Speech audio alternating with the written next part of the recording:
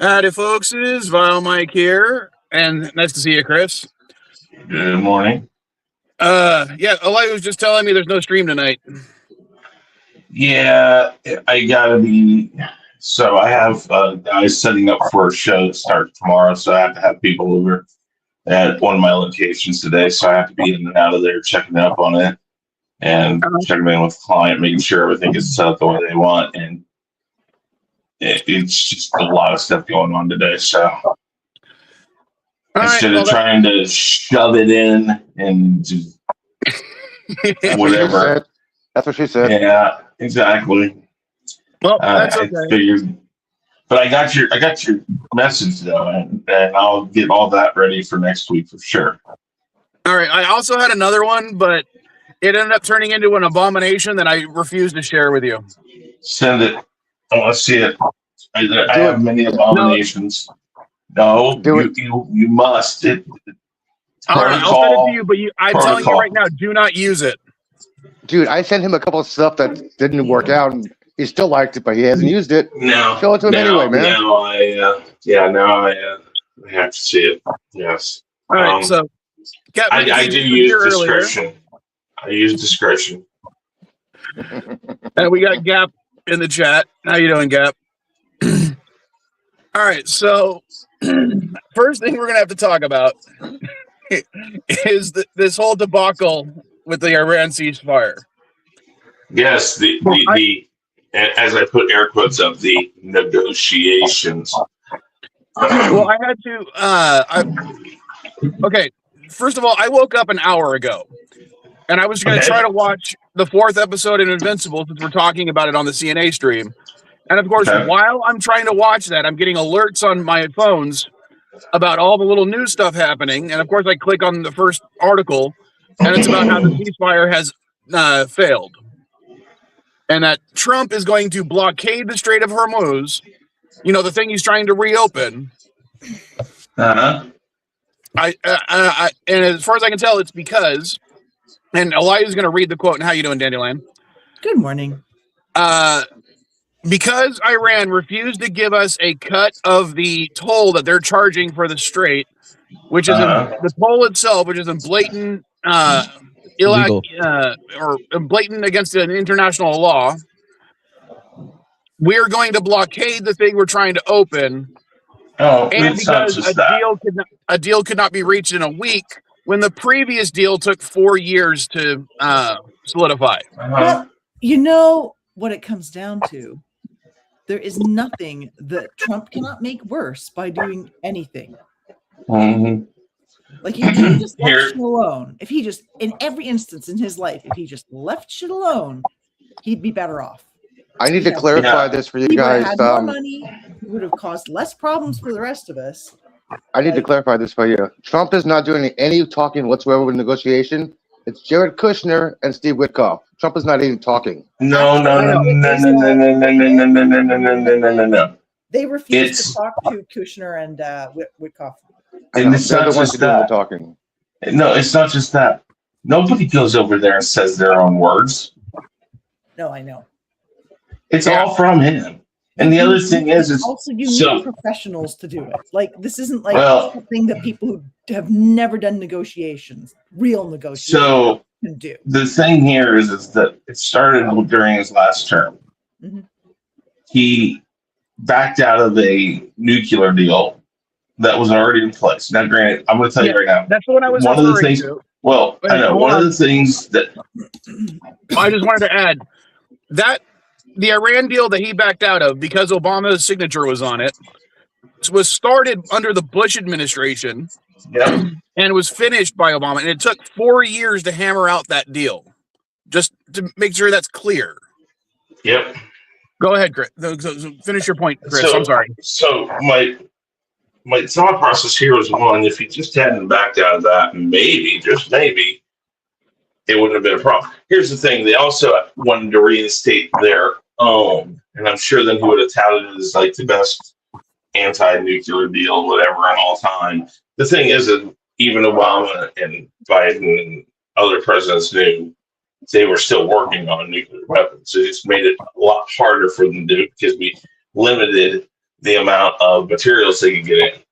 So, I mean, yes, they were probably doing it under the table. We know that. It's like they're not going to follow any nuclear deal you give them. It's just how much of a hindrance is it for them? And that was the win that we got. Was that made it a lot harder. Mm-hmm. And then he backed out of it, and then they started to say, "Okay, here we go. Let's do it." The other problem here is that you don't walk into a negotiation with your terms in pen. And that's what he does to everything. He walks in and he says, "Here, this is what we want." And it's already in pen, and it's saying, "Here you go, this is what we want." And then the other people are like, "Well, wait a minute. Number 2 and number 8 we don't want." And then it's like, "Oh, well, we can't do this." And it's like, "Oh my God." It's like, that's not negotiations, that's demand.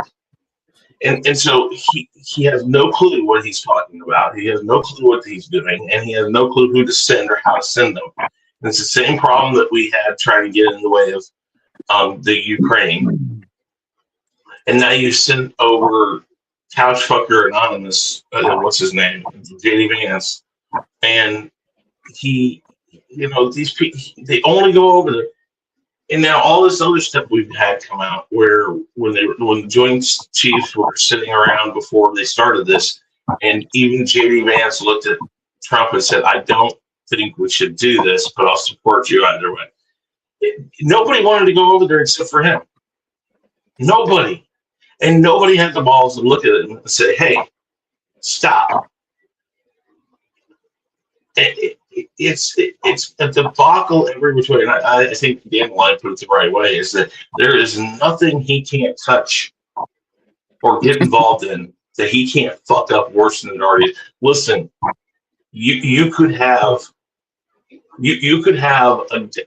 listen, Trump could have helped OJ get convicted. Sorry, say that again? I said Trump could have helped OJ get convicted. Even with all the fuck ups they had, he could have helped. He could have done it. Just wait a minute. Here, hold on. I'm on his team. Okay. Well, we've got this now. And I just want to, one of the things I do want to point out for this stream, when this stream last aired, there was no ceasefire yet. The ceasefire wasn't signed until what? Or at least agreed on until Tuesday, right? Well, that's the other thing. Oh my God, hang on, more conspiracy theory. The glove that was too small belonged to Trump. Oh, yeah. Small hands. Sorry, I just had to stick that. Yeah, Tuesday, I think it was. And the other thing about this is going back to that, is that the 2-week ceasefire means you give it 2 weeks. That's why I'm telling you, this isn't negotiation. And I mean, trust me, I don't think Iran's the good guy here. I'm not telling anybody that. I really am not. But I'm going to tell you this right now. You don't walk into something and don't let the other side get anything. That's why it's called negotiations. There's a give and take, and he walked in and he said, "This is what we want, no questions asked." And when they said no, he told his people to leave. That's not negotiations, and you had 2 weeks. Sit down and work. Well, the other thing he needed to do, and he didn't, was try to rein in Israel. I'm sorry, part of the ceasefire contingency that Iran said do that. Was his buddy. Just like Putin, he can't rein in Russia with Ukraine. Well, he's supposed to. I mean, we're the freaking United States. No, he's not. We're supposed to be the most powerful country in the world, and we can't rein in tiny Israel from bombing another tiny country. I think a huge part of this problem is when you have a malignant narcissist running things, only they exist. To Trump, only Trump exists. Everything else is stuff that should do what he wants it to. Yeah, the United States when is not. Don't do what he wants them to. It doesn't compute. Like, he simply cannot understand that other people exist as like independent entities. It's like, no, this is the outcome I want. This is what's got to happen. Right? It was the same thing with losing the election. Yeah. He couldn't conceive of not. Well, and he's still on that. and he's still on Obama. It's like he can't move forward. 6 He years can't now? move forward. But No. what LDG? What do you want to say? The United States isn't negotiating. It's just Trump. The United States has nothing to do with Well, this. that's the thing. It's just Trump. And the thing here is the United States, and then it's not even a negotiation. It's an ultimatum because they're like, exactly, do what we say, or are we going to blow you up? There is not even a negotiation. It's not even demands. It's just an ultimatum. Do this, or we kill you. Exactly. And which means anytime they say no, there isn't even a comeback. It's just like, okay, we're out of here. Expect more bombs. Thank you. Have a nice day. Exactly. And the thing here is that really you bring up Israel and Russia and things like that. That's the thing he doesn't understand. The world, not even using. The world looks at this like America, more so like Trump, but like America is the cuck of Israel and Russia. Truthfully, it's exactly what we are. Because again, you bring up a good point with Israel. We should just be able to smack Israel and say, "Sit down and shut up." But we don't. And the problem with hitching your wagon so hard to somebody, I think the best way to show what we should have done in Israel and between Israel and Iran and Russia versus Ukraine, all this, is do what we did in World War II. We flat out was sitting back here in America going like, we're not getting involved in this. We'll help you. We'll send some stuff to you. We'll support you. But we're not getting involved in this in any way. We're not sending you boats. We're not sending anything. I mean, they sent boats, but they were used by the Allies, so that's beside the point. But I mean, I don't know. And that was a much bigger thing. But why do we need to get involved in this? It's a holy war. And so we do this all the time. And I mean, I'd love to say Trump. Benjamin Netanyahu finally convinced somebody to actually go along with his plan. He's been saying I know. Well, that's because, listen, when you're talking to an idiot, it's easier to get them to do things. And the idiot is Trump. No, but what I was going to say is I'd love to say that this is just a Trump issue. It isn't. We did it in Iraq. We did it in Afghanistan. Every president, for the most part, in the past 30, 40 years, has had some sort of kind of why are we even there? Yeah, I mean, we don't use the Strait. I want to reiterate. 50% of the oil goes to China. Hold on. I want to reiterate one of Chris's points earlier. Iran is not the good guy in this scenario. No, and I'm not defending them. Yeah, and I want to say at least I think everyone on this panel would agree that we're not defending Iran per se. But there's no way going around. I'm not defending the government of Iran. Listen, I don't see any good guys in this. Well, no, that's the thing. That's the thing you have to understand. There's no winners in war. War doesn't have winners, and it doesn't matter. Because here's the thing: war is between two leaders, a military. It is not considerate of its citizens. That's the thing you always have to remember. Every war we've been in the United States has been like that, except for maybe the Revolutionary War, because everybody that was a part of that was part of it for a reason.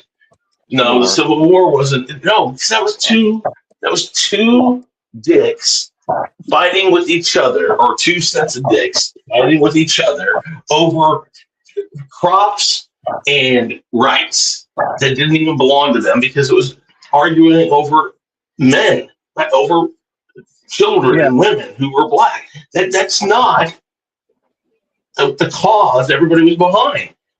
Most people were okay living their life day to day. And I'm not saying that what came out of it was bad.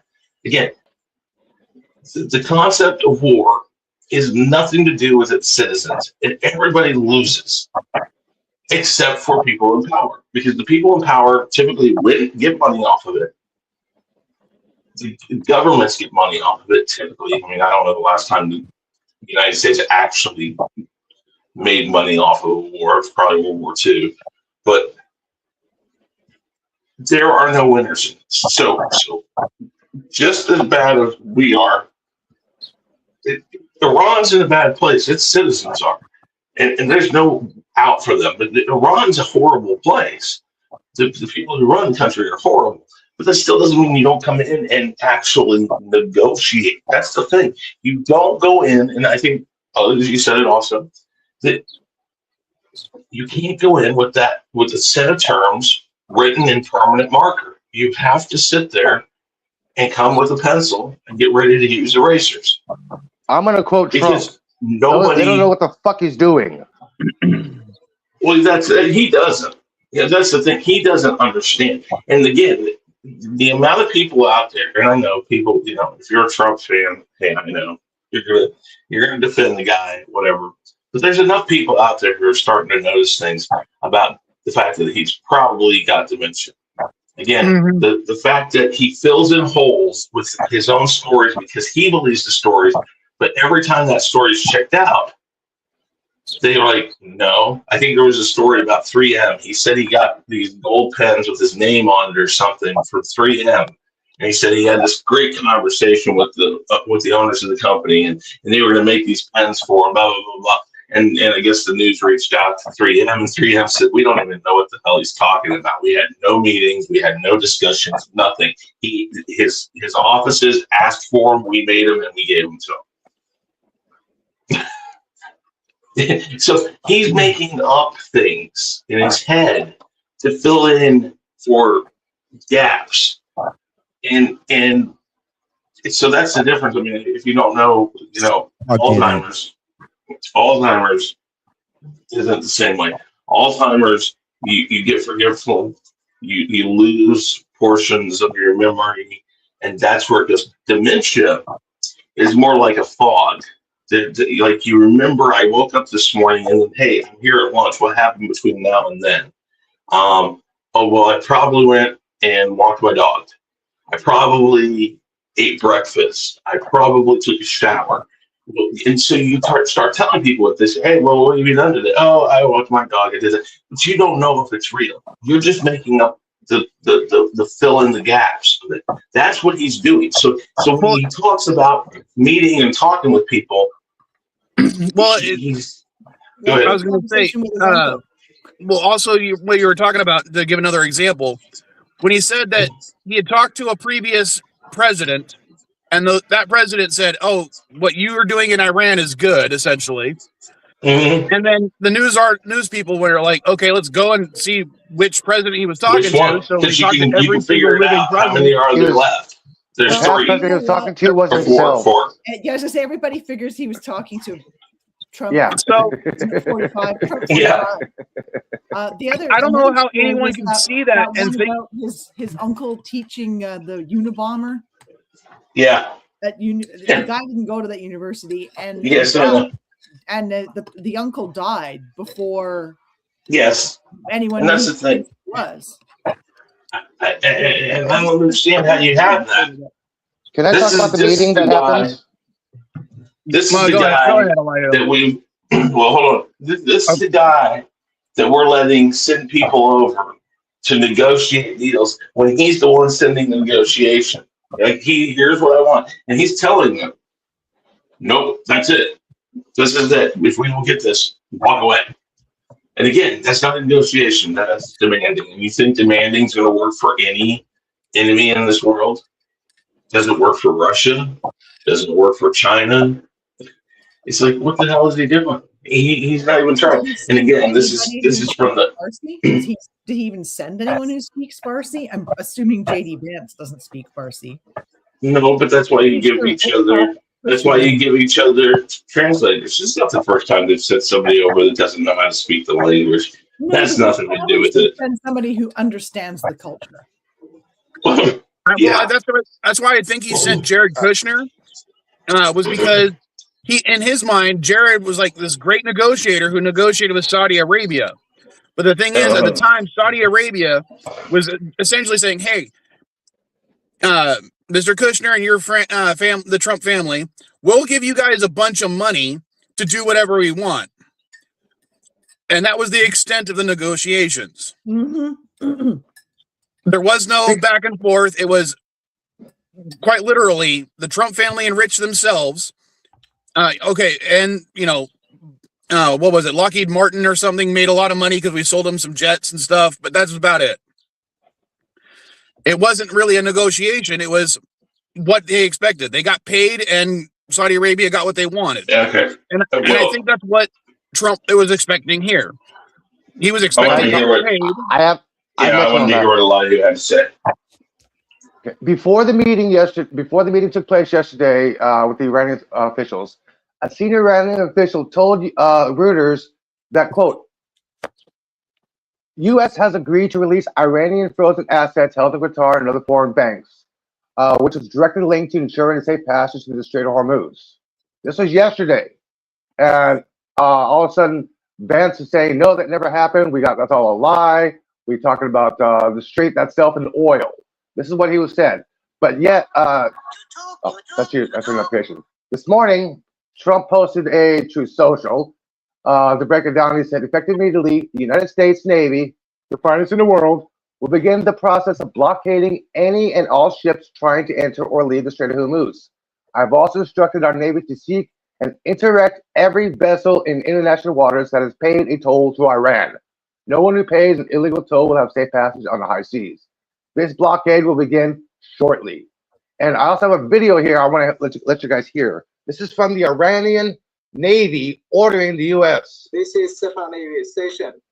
You must alter course and go back to the Indian Ocean immediately. If you don't obey my order, you will be targeted. Out.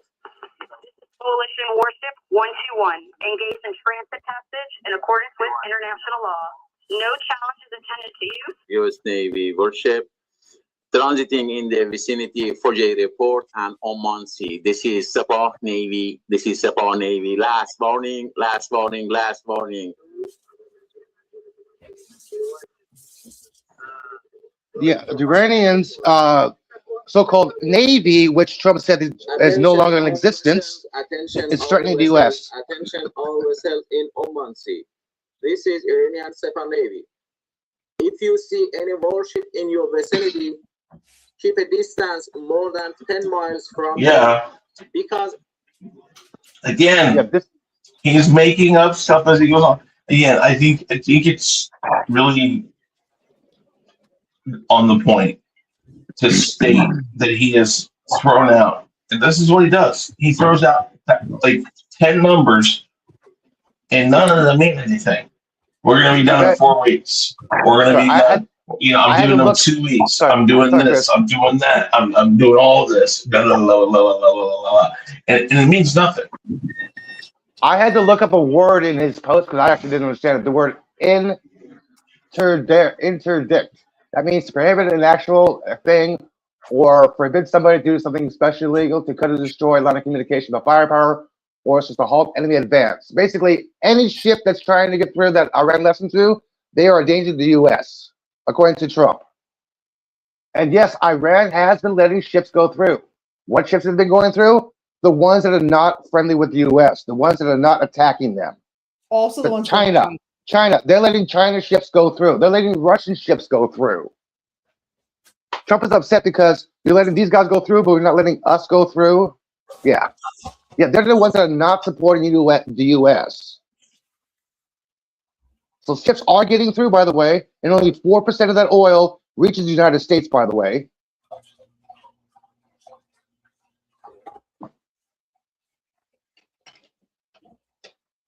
I suspect he realizes that he has effed up big time. Yeah, he's definitely stepped in it. What? He's done what? Stepped in it. No, he doesn't realize shit. He thinks he's fucking. He thinks he's God. He thinks he's the king of the world. He puts gold all over everything because he thinks he's. Listen, we haven't had somebody this delusional since probably Louis XIV. Sorry, what about Louis? Not that Louis, the other Louis. Louis XIV, the king. We haven't had anybody that delusional. I mean, again, think about some of those things in France. When Mary Antoinette said, "Let them eat cake," it's like that's literally the attitude he has. He's like, "I don't care. What do I care? I'm here. They're there. Fuck them." He doesn't care about anybody. And again, how he has any supporters, I have no clue. Because everything, even his supporters support about him, he's not doing. The one thing he had left was gas prices. And then he goes to fucks that up. And he doesn't even say, listen, if I get out of this negotiation with one thing, which is the Strait of Hormuz being open, that's all he had to do right now. And then to Mike's point, you just say, listen, we're going to talk. We're going to figure this out. It's going to take some time. True negotiator would go in there and say, listen, we're going to talk about this. We're going to work through everything. No, you're not going to get the right to make nuclear weapons. And no, we're not going to take we're not going to take a toll. Like, you're going to set up hard boundaries that you will not walk away from. But the one thing he should have said is, listen, but before we get there, before we get anywhere, you have to open up as a good faith the Strait of Hormuz. You got to let the cruise ships that are stuck there out. You got to let the people that want to get their boats out of the Strait of Hormuz. You need to let them get out. Hey, guess what was open before he started this whole debacle? I know exactly. That's the thing. And his chief of staff or his Joint Chiefs told him they would do this, and he's like, "Oh no, they won't."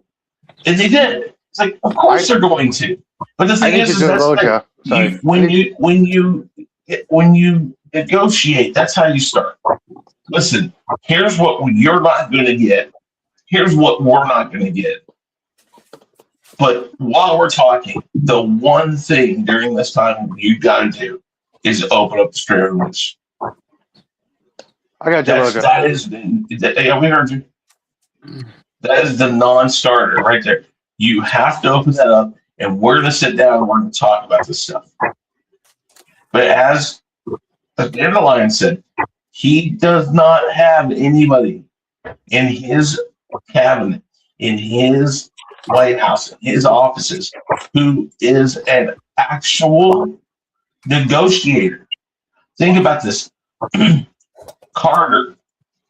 Jimmy Carter, negotiated for the hostages up until the night of the elections in '79, and he got those hostages released. Now, this is where people the inside sports thing and like in Argo, you find out Reagan also is a part of that behind the scenes, and basically said, "Listen, yeah, you can let him. He got them released, but don't release them until after the election." And they released them after the count was final. If Carter had gotten that done a week or two beforehand, there's a good chance Carter would have won another trial. Probably. But the thing is Carter, Reagan, Bush Jr., Clinton, Bush Jr., Obama, Biden, they've all had former, heavily experienced negotiators. Trump has never let anybody negotiate for him. It is, here are my terms, go do it for me. He won't even show up himself. He has minions. And that's the problem. That is not negotiation. And he has no clue how to do that. I'm back. I believe the term I've heard is uniquely unqualified for the position. All right. As much as we probably should remain on this topic, if Elihu's back, the other topic I wanted to talk about was the Artemis 2 success with the political ramifications of that. But he also wants to talk about the budget cuts that NASA just got after completing the mission. So are you back, Elihu? Physically or mentally? Either one at this point. Oh my fucking gosh. What are we talking about? The we're changing gears to the political ramifications of the Artemis 2 and the recent NASA cuts that Trump is going to impose onto NASA right after completing the mission. Yeah. Yeah, there's 53 missions that can be terminated. Astrophysics, Earth science, helio, and planetary science. These are some very fucking important missions because, for one thing, Chandra is on the cut list, and so is the equally contribution. These are Chandra mission. Let me get this out here for you exactly. The Chandra Observatory. Yeah, Chandra Observatory. You got it monitors the atmosphere, the magnetic force of the Earth, and the sun as well. You also have, where's the other budget here? You also have Aqua, Discover, which measures the CO2 in the atmosphere of the Earth, measures the waves, measures the ocean currents and salinity. This is done by space. This is Earth shit right now. I haven't even got to actually outer space yet. You got Juno, New Horizons, Mars Odyssey. Wait, he wants to go to Mars, but yet he's cutting the Mars program by 30%? Yeah, the entire Mars program is being cut by fucking 30%, and he's trying to go to Mars. The Solar Bee, the SOHO monitors electromagnetic EMPs from the sun. It monitors solar flares, solar radiation. It will help us detect any kind of power outages the planet will take. I'm trying to break this down to easy basic science to you guys. Basically, Trump is cutting the protection of the planet Earth itself. This is what he's doing. We're going to have no longer monitor for Earth-based Earth atmosphere. We're going to have no more monitoring for NEOs. We're going to have no more exploration for space shit. He wants to concentrate on the Space Force, which is satellite monetization of the Earth. No, it's satellite monetization of foreign countries against the United States. Has nothing to do with the fucking planets. All he's caring about is his own agenda. These are scientific endeavors. A couple months ago, New Horizons detected an asteroid about a half a mile away. Their detectors can actually detect something. And granted, it wasn't a threat to Earth, but yet they still detected something. These are called NEOs. Yeah, it's going to go about 70,000 miles away from the moon, but still. Yeah, wasn't one of the ones they discovered only like 500 feet across, which means it was one of the smallest ones that they've been able to detect so far. And yes, the thing was able to detect it within 7 days, whereas previously anything even close to that size, it took years to actually confirm its existence of. Mm-hmm. I mean, this is stuff that is meant to protect the entire planet, to educate the entire planet. And Cyrus Apex. But you can't give tax cuts to billionaires and kill brown people in a faraway land if you don't divert all your money to your military. Everyone knows. He cut 100% of the Mars sample return mission. 100% of that fucking funding was cut. So right now we have a probe on Mars gathering samples for nothing. He can't actually cut it. He's proposing these in his budget. Is this correct? This is not actually necessarily going to actually happen. It's the ones that are on the they haven't been solidified yet, but it's might as well be because there's no one going to oppose it right now. Congress is not going to say no. I suppose. You got SEVER, Applied Science Partnership with USA and Earth Observation, developing countries. Jeez. You got the MAVEN, Mars Atmosphere and Violet Evolution provides Mars Comms Relay. Basically, that helps the atmosphere and communications with satellites and the probes that are currently on Mars. So if that gets cut, we can't communicate with any probes on Mars anymore. Well, not only that, I was literally arguing with somebody on Twitter, which I know you're not supposed to do, who was complaining about how Obama cut the moon budget originally, but it was Trump who got us to the moon again. And no. I was literally showing off like, yeah, well, Obama did do that, and I disagreed with it at the time. But let's face it, we didn't go to the moon this time by ourselves. We relied on the European Space Agency. We relied on the Japan Space Agency, the Chinese Space Agency, the Indian Space Agency for communications, for data retrieval, for fabrication. hell, even our crew was only 75% American, not 100% American this time. Woot Canada! Yeah. And that had no effect on them. It was like, we could not have communicated with our moon, with the people we were sending to the moon without international cooperation, just like in the 60s. I don't think they even realized back then how much we relied on New Zealand and Australia to actually send those images of our people on the moon back in 1969.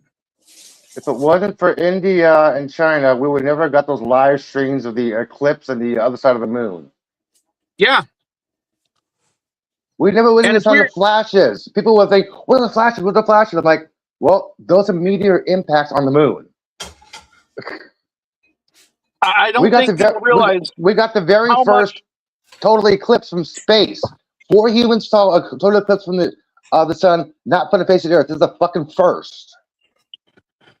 Well, I was going to say, even back during the Cold War, one of the avenues of communication that we had with the Soviet Union was science, was our science people, was our astrophysics people, our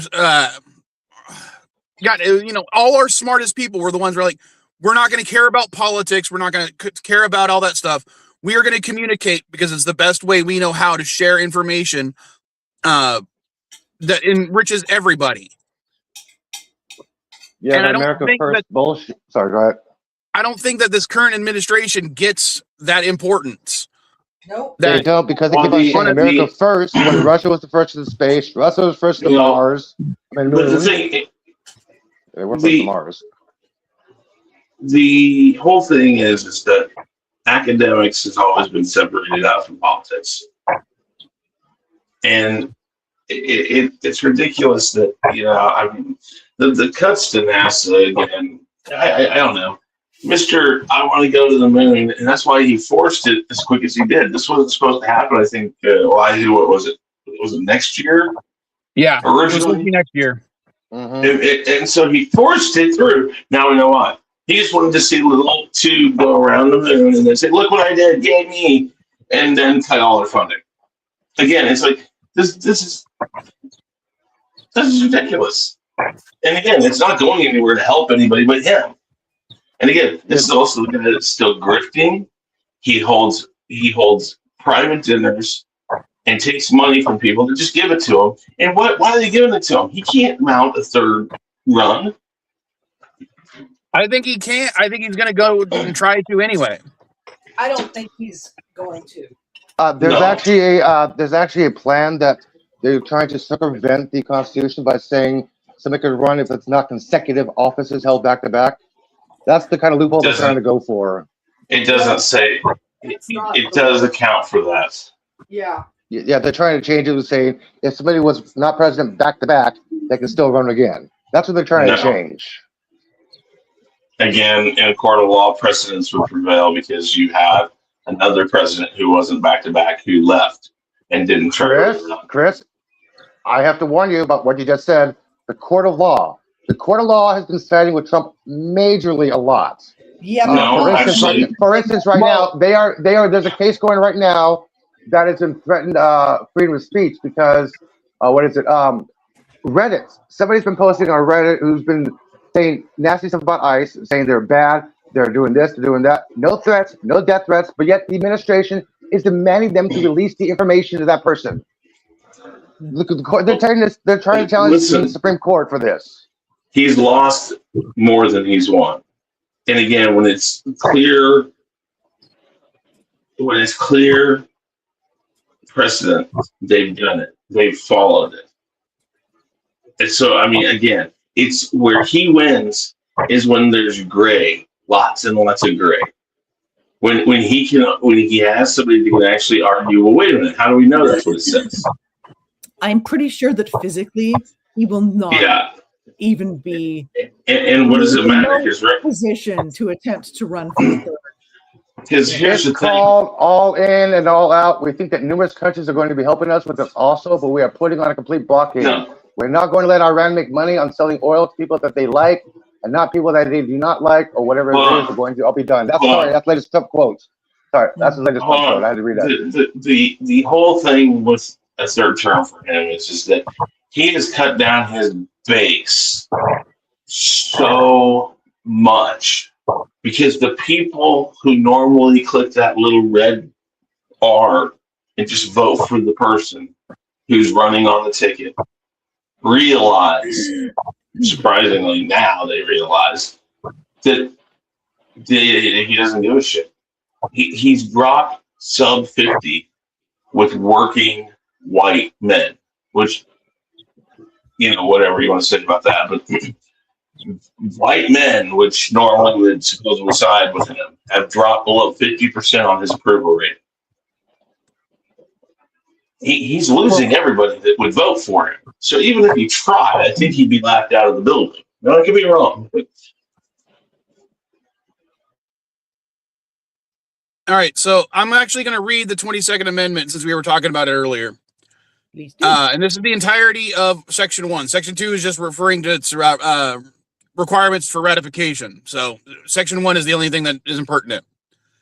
No person shall be elected to the office of president more than twice, and no person who has held the office of president or acted as president for more than 2 years of a term which some other person was elected president shall be elected to the office of the president more than once. But this article shall not apply to any person holding the office of president when this article was proposed by Congress, and shall not prevent any person who may be holding the office of president or acting as president during the term which this article becomes operative from holding the office of president or acting as president during the remainder of such term. So basically, it's just saying that other than the people who are in office right now, no person from now on can get be elected twice to the office of president. It doesn't say consecutively. It doesn't say anything like that.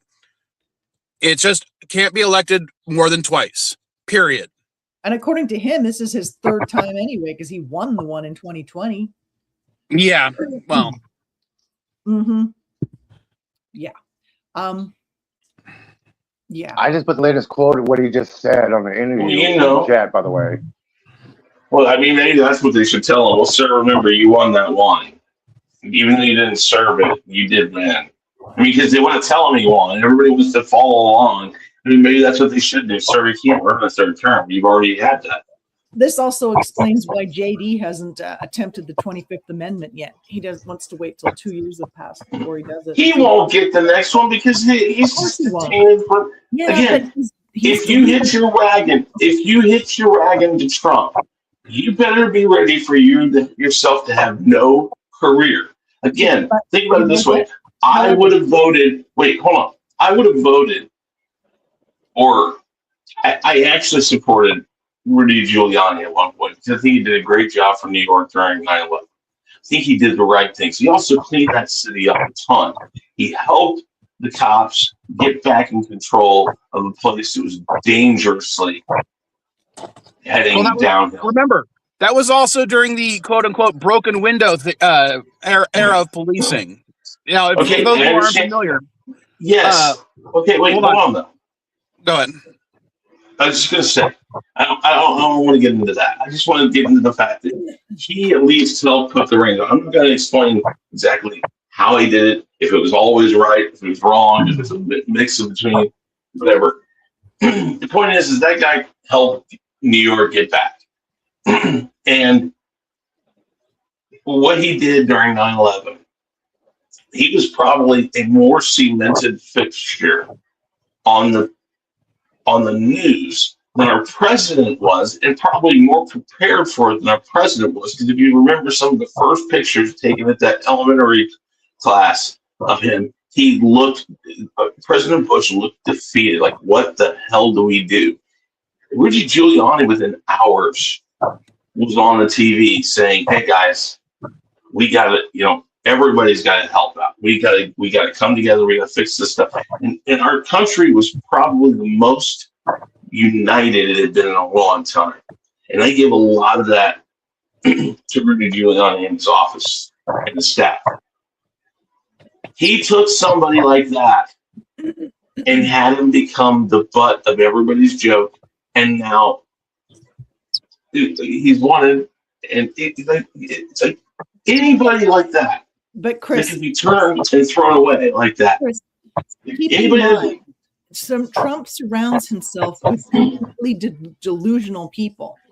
Okay, Pete Hegseth, a I get weekend that. host, thought Brett. that he was qualified to run the United States Army. Like, No. that dude is freaking delusional. And no, Same thing with Pointing out- Jimmy. He thinks hold he's on. qualified to be president. and doing the old insulting him just because of everything, Elihu, is not something we need to do. We don't need to emulate our leaders, at least on this stream. What do you mean? So I'm not. when you said insulting when anyone. she mentioned Pete Hegseth, you immediately went to one of the joke names of him. So Didn't I say Hegseth? no, said Heg- Elihu was making a joke about Hegseth's name. Oh, okay. No, I mean, I'm going to say we're better than that. okay. This person, however, is a delusional person. Better jokes or better? To think that they are qualified for the position they hold. Like, I think that a part of the problem with Trump is he does surround himself with people who are delusional. Like, seriously, they just don't get shit. Since we are running out of time, the last thing I want to talk about, to change gears completely to the other direction, how many of you guys are familiar with the Swilwell investigation right now, or the Eric accusations? Swalwell? You mean Yeah. Swalwell? I heard a bit about it, but not a lot. So. All right, so he has been accused by at least 5 women of sexual assault and basically that kind of stuff. Mhm. And he is running for governor of California right now. He's currently a member of the Democratic Party, and he is what is he, a member of Congress, I believe? I He believe is, so. and he's also the top House of runner in California. Representatives, sorry. He's considered one of the top runners so far. That's why he's being mentioned. Yeah. So, I mean, the timing is really weird, but on the same token, sometimes just that's when these things manage to get themselves out into the public view. And if these allegations are credible, I think he should step down. I mean, I think anybody in these circumstances should probably resign their position. There's And a former I- staffer online that posted about being warned when she worked there, as well as office. And one of these mega idiots was like, "Yeah, prove it. Stop lying." So what did she do? She posted her photo, her badge, her work photo. Mm. Yeah, she Well, said, I "I will was say told on this. day one to stay away from his office and stay away from him." Mm. Day If there was one. a single, hold on, I would say this: if there's a single accusation, I think that it should be investigated by, whatever service is supposed to investigate that kind of stuff. When there's 2, there's a little bit more pressure. When there's 5 or more, that person needs to step down. I'm sorry. Yeah. Oh, yeah. I don't No, care for if this person is a Democrat, is a Republican. You have Absolutely. 5 allegations of raping somebody. You need to be pulled from office straight away until it doesn't matter if you're innocent or not.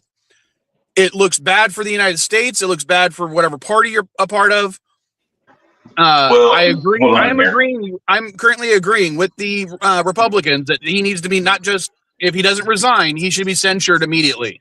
Well, him Well, and that hold other on. fellow, which would actually work out well, because then they both sides would lose a congressperson, right? Well, hold on. Wait, whoa. And they're not You don't remove him.